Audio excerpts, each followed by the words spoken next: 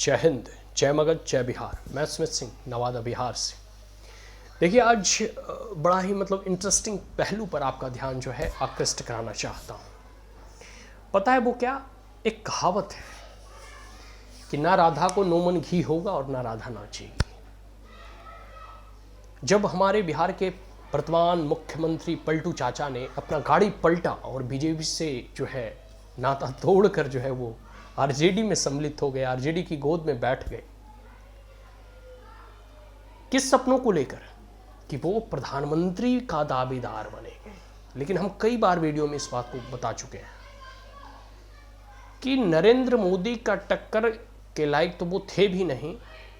लेकिन सबसे बड़ा प्रश्न यह है कि जो विपक्षी दल है, क्या नीतीश बाबू को प्रधानमंत्री बनाएगी या फिर प्रधानमंत्री पद के दावेदार के तौर पर विपक्षी की जो ये इंडी महाठगबंधन का जो यह एकीकरण किया गया है, तो क्या इन जो है ठगबंधन के सूत्रधार नीतीश बाबू बन पाएंगे? मुझे तो ऐसा नहीं लगता। ठीक है। और जैसा कुछ विजुअल्स अभी दिल्ली में ममता बनर्जी के सानिध्य में पूरे के पूरे विपक्षियों को एकीकरण करने का प्रयास किया जा रहा है, क्योंकि टीएमसी दूसरी सबसे बड़ी पार्टी है, तो उन्हें भी लग रहा है कि भाई अब राहुल गांधी पर तो 2 बार सबने जो है अपने जो है कह सकते हो ना कि देखते हो घोड़े के जब रेस होता है तो सब लोग अपना अपना घोड़े पर कुछ रुपया जो है लगाते हैं। तो सभी विपक्षियों ने 2 बार राहुल गांधी को देख लिया, ये उनको लगा ये अब काम का घोड़ा नहीं है। ठीक है, इस बार इस पर पैसा नहीं लगाया जाए, मतलब इस बार जो है इनको प्रधानमंत्री नहीं बनाया जाए। और जैसा वर्तमान में माहौल है और विगत जो है जो 5 राज्यों के चुनावों के परिणाम जो निकले हैं, इससे स्पष्ट जाहिर होता है कि मोदी जी का लहर नहीं जो है ना, ये लहर नहीं बल्कि मोदी जी के पूरे ना पीछे भारतवासी इस रूप से खड़े हैं कि इस बार पिछले वर्षों की तुलना में प्रचंड बहुमत के साथ 400 से भी अधिक सीटों के साथ जो है बीजेपी जीतेगी। ठीक है, तो इसको देखकर जो है सारे इंडी गठबंधन जो है एकदम जो है घरबरा गई, और घड़बड़ाने के बाद जो है अब ये ढूंढ रही है, तलाश कर रही है, ठीक है, कि भाई किसको जो है प्रधानमंत्री का मुखौटा बनाया जाए, कौन जो है प्रबल दावेदार होगा। तो कभी केसीआर, कभी जो है इधर आपके एनसीपी शरद पवार, कभी जो है दिल्ली के सर जी अरविंद केजरीवाल, कभी जो है कांग्रेस के कुछ नेता, कभी जो है टीएमसी की ममता बनर्जी, और बहुत सारे ऐसे नेता जो है लगे हुए रहते हैं। तो अभी टीएमसी के द्वारा यह मीटिंग बुलाई गई थी जिसमें बिहार के नीतीश बाबू भी पहुंचे थे, और ये सूचना मिल रही है कि नीतीश बाबू को प्रधानमंत्री पद का दावेदार तो छोड़ दो, पूरे इस गठबंधन के संयोजक के तौर पर भी उन्हें नहीं बुलाया गया। और उन्होंने जो पटना में एक बार वहाँ जो है यह ठगबंधन को एकत्रित किया था, उसमें जो है उसका नाम रखा था पीडीए। पीडीए तो पिट गई, अब दूसरा फिर नाम रखा गया इंडी गठबंधन। अब इंडी गठबंधन के बाद भी जो है नीतीश बाबू को तवज्जो नहीं दिया जा रहा है। और जैसा दिल्ली में कल देखने को मिला है कि नीतीश बाबू ने अपने सभी सांसदों की एक मीटिंग बुलाई है।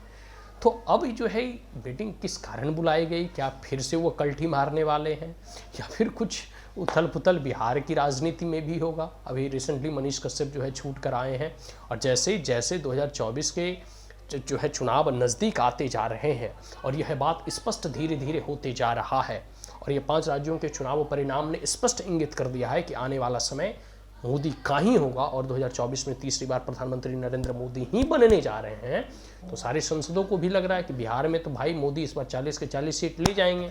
ठीक है, तो अगर हम मोदी जी के साथ चुनाव नहीं लड़ते हैं तो हम हार जाएंगे। और इस कारण जेडीयू के कई एक ऐसे सांसद वर्ग में जो है यह उथल पुथल है कि भाई उनके भविष्य का क्या होगा, क्योंकि अगर एनडीए घटक में नहीं रहे तो चुनाव में हारना सुनिश्चित है। ठीक है, क्योंकि 2014 में मोदी जी के खिलाफ नीतीश बाबू चुनाव लड़े थे तो मात्र 2 सीटें जीते थे, इस बार वह भी 2 नसीब नहीं होने वाला है। ठीक है, तो एक बात, इस बात को लेकर भी जेडीयू में मंथन चल रहा होगा, और नीतीश बाबू को लग रहा है कि भाई हमको तो प्रधानमंत्री का उम्मीदवार बनाया नहीं, तो हम जो है इंडी गठबंधन में रहकर करेंगे क्या? तो अब देखो आने वाले समय में बिहार की राजनीति में किस प्रकार से उथल पुथल होता है, किस प्रकार से जो है चीज़ें रूपांतरित होती है, वो आने वाला समय ही बताएगा। लेकिन हाँ, एक बात तो तय है 2024 के चुनाव में प्रधानमंत्री तीसरी बार प्रचंड बहुमत के साथ 2019 से भी अधिक मतों और जो है कह सकते हो सीटों के साथ अपनी सरकार बनाएंगे। और 2024 के परिणाम आने वाले आगामी 2025 के बिहार विधानसभा के चुनाव पर भी उसका इम्पैक्ट और इफेक्ट होगा। वो बड़ा दिलचस्प होगा कि 2024 के बाद यह गठबंधन, 2024 के परिणामों के बाद यह गठबंधन कितने दिनों तक जो है टिक पाने में सक्षम सिद्ध होती है, कितने दिन इनकी सरकार चलती है। तो आने वाले समय में देखिए इस पर भी हम विश्लेषण करेंगे। लेकिन एक बात तो यहाँ तय है कि ना राधा को नोमन घी होगा, ना राधा नाचेगी। ना नीतीश बाबू को प्रधानमंत्री पद का दावेदार बनाया जाएगा, ना ये कभी प्रधानमंत्री बनेंगे। और बनना तो छोड़ दो, यह जो है बिहार में अपनी भी जितनी इनकी अभी वर्तमान में संसद हैं, जितनी सीटें ये एनडीए के घटक में जब थे तब जीत कर आए थे, उतनी भी सीटें ये नहीं वहाँ बचा पाएंगे। तो इनकी स्थिति तो है पूरे देश में चले थे प्रधानमंत्री बनने, अब बिहार में भी इनकी स्थिति जो है डामाडोल होने वाली है। तो आज के लिए इतना ही। Vote for BJP and support for BJP, vote for Narendra Modi and support for BJP. जय हिंद। मैं सुमित सिंह, नवादा बिहार से। प्रणाम।